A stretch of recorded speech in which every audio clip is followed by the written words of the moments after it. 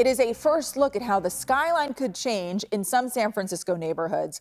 Upzoning is officially underway. The city's planning commission just approved the first new project that qualifies under the mayor's plan to build more housing in various neighborhoods.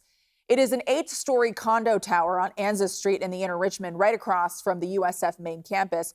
Brad Hamilton on the start of what could be a citywide transformation. Some call it upzoning. Mayor Daniel Lurie calls it his family zoning plan.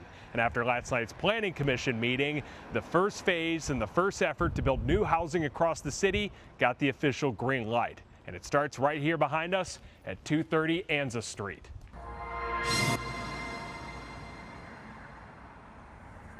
Alan Cohen has lived on Anza Street in San Francisco's Richmond district for 2 decades. And for half that time, he says he's hoped the property next door would find itself a new owner. We've all been thinking this property, families could be living here, and it's been sitting this way for 10 years. Cohen says what's currently sitting at 230 Anza Street is an eyesore. What could soon replace it, an eye catcher. And from his perspective, not in a good way. And I'm afraid that my little 2-story building is going to look like the house from Up in the movie Up.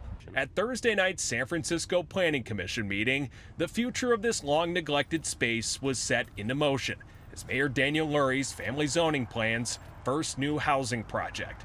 The developer, Ivy Hills LLC, sent us this rendering of the proposed 8-story condo tower with floor plans that range from 1 to 3 bedrooms, rising above a neighborhood of mostly 2 to 3-story homes. You're right. During the meeting, Planning Commissioner Amy Campbell acknowledged the awkward nature of the look while making it perfectly clear why she felt this needed to happen.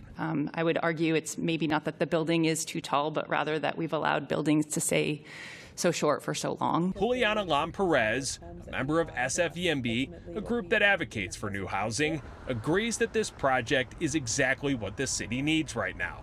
And while she does believe that aesthetics do matter, the bottom line is what this project does for the community. It just increases the amount of development that we can have. It increases, that's better for our financial landscape. It's better for the investment that we have into our city and in our communities. The upzoning plan was adopted last year with the goal of targeting the city's western and northern neighborhoods that have typically been resistant to development.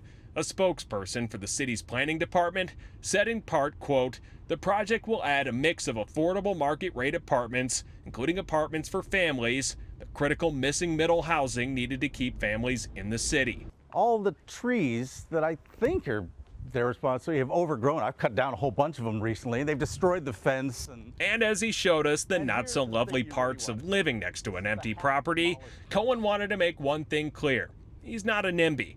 He just wonders if this is the right space for a project of this size.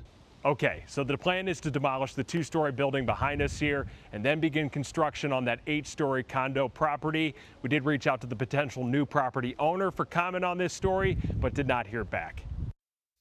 At the heart of this project can be nearly double the height of what the property is actually zoned for because it meets the requirements of being near transit and meets the city's density targets. City leaders say they needed to pass the upzoning plan to meet state housing mandates. San Francisco has a target of planning for 94,000 units by 2031. The city was on track for about 58,000, less than 2/3 of the goal, but the Planning Commission expects the upzoning to make up the difference and add about 36,000 more.